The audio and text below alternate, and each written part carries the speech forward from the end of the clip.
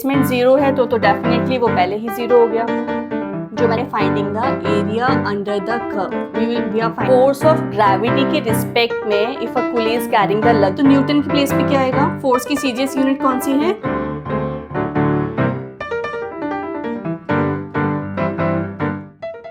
Hello everyone, welcome back to our channel Infinity Learning World. मैं हूं शिखा और आज हम करने जा रहे हैं क्लास 10th का chapter 2 which is work, energy and power. So in this, first of all, start with the main definition. Definition of work. What is the definition of work?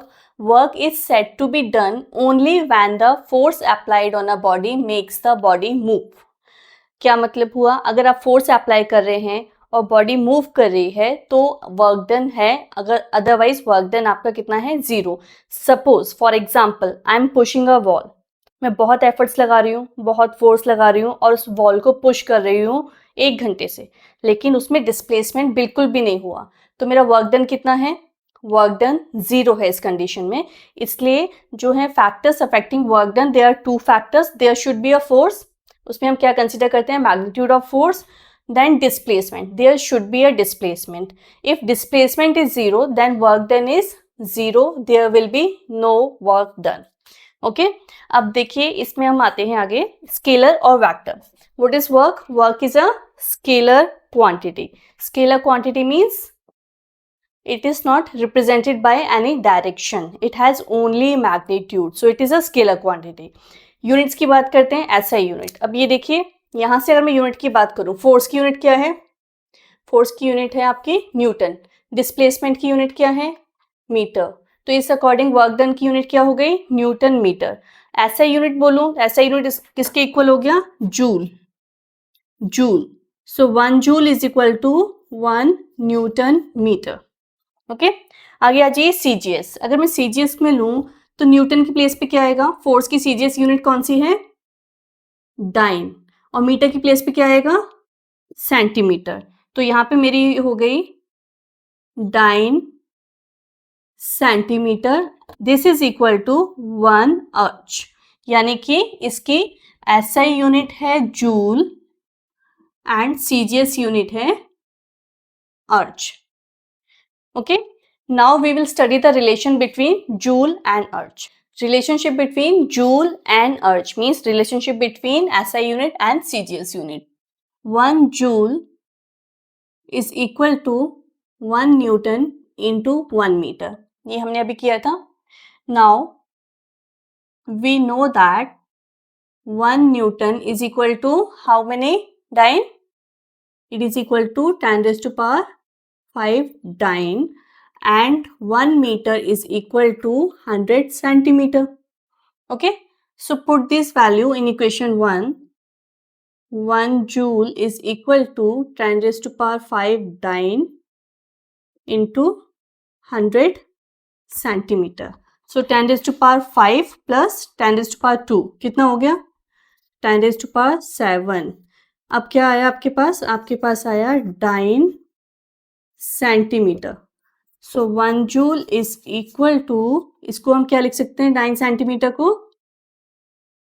अर्ज, ERG। अर्ग भी बोल सकते हो, अर्ज भी बोल सकते हो, it is up to you. So this, so the next is types of work done. Types of work done, first of all let us revise what is the formula for work done. आपने पढ़ा था force into displacement and basically since it is a scalar product so it is FS cos of theta. Okay, where theta is the angle between force and displacement. Theta is the angle between force and displacement. Okay, now there are 3 types of work: positive work, negative work and zero. Positive work, FS cos of theta, there is a force, there is a displacement. Now the other factors on which it is dependent is theta. Theta की value क्या होनी चाहिए? It should be between 0 and 90 degree. Means ये कैसा angle बनाएगा? Acute. Cos of 0 कितना होता है आपका? कॉस ऑफ 0 इज 1, ठीक है, लेकिन कॉस ऑफ जब तक क्वाड्रेंट फर्स्ट क्वाड्रेंट में है तो cos of all values is positive. तो अगर आपका थीटा 0 से 90 के बीच में लाई कर रहा है तो आपका वर्क डन कैसा होगा, पॉजिटिव होगा, क्योंकि फोर्स भी आपकी positive, displacement positive, so work done will be positive. Okay, इसका एग्जाम्पल की बात करें तो suppose you are pushing a box which is placed over a table, you are pushing something which is on the floor and you are applying force in this direction and displacement is also in the same direction. So these all are examples of positive work. Now negative work. Negative, आपको पता है physics में negative sign का मतलब हमेशा क्या होता है, direction. So negative means opposite direction. So when your work done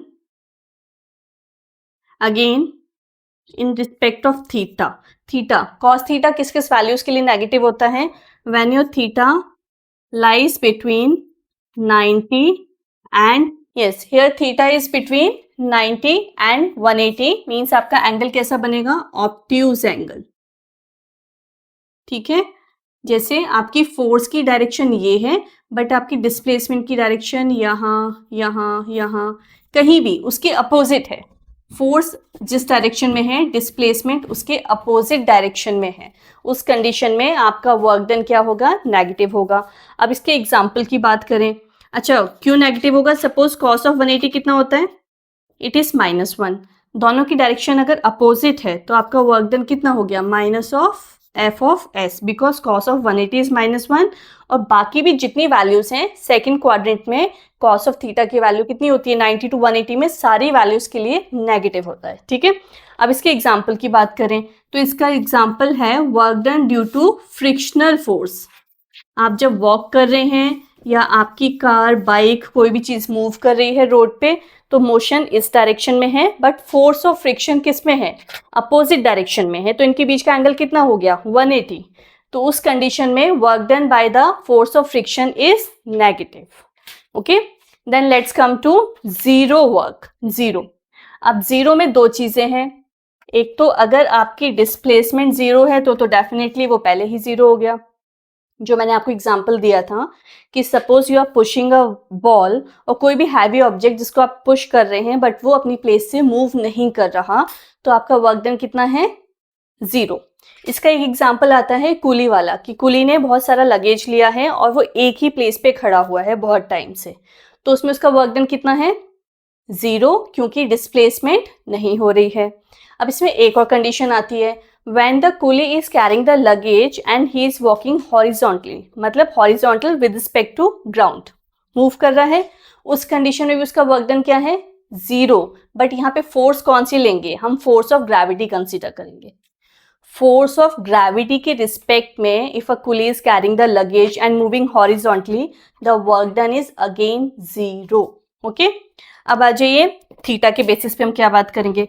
cos of theta कब जीरो होता है, कॉस ऑफ थीटा जीरो कब होता है, when theta is equal to 90 degree, यानी फोर्स एंड डिस्प्लेसमेंट के बीच में एंगल कितना बनना चाहिए, 90 degree.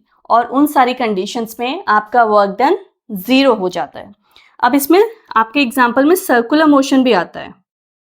Circular motion that means when a body is travelling in a circular path. इसमें जीरो क्यों होता है, ये देखिए, suppose this is a circle. अब इसका मोशन क्या होता है, ऑलवेज टेंजेंट. हम इस पे बना के देखते हैं, ये देखिए, तो ये डिस्प्लेसमेंट और आपका मोशन जिस डायरेक्शन में उसके बीच में क्या लग रहा है, एंगल 90 डिग्री. तो जितने भी बॉडीज सर्कुलर मोशन में मूव कर रही हैं उनका वर्क डन भी जीरो होता है. और अगर आपका थीटा 90 डिग्री है, कोई भी कंडीशन है जिसमें आपका theta means angle between force and displacement is 90 degree and cos of 90 is zero, तो उन सारी कंडीशंस में आपका वर्क डन जीरो होता है. So the next topic is to determine the work done by plotting a graph between force and displacement. Along the y-axis we are taking force, along the x-axis we are taking displacement, and this is a graph for the motion of a body. If the force is variable, this is the graph. If the force is constant, this is the graph. Okay, now how to find the work done? We will find the work done by finding the area under the curve. We are finding area under the curve. For this particular graph, the formula is half base into height.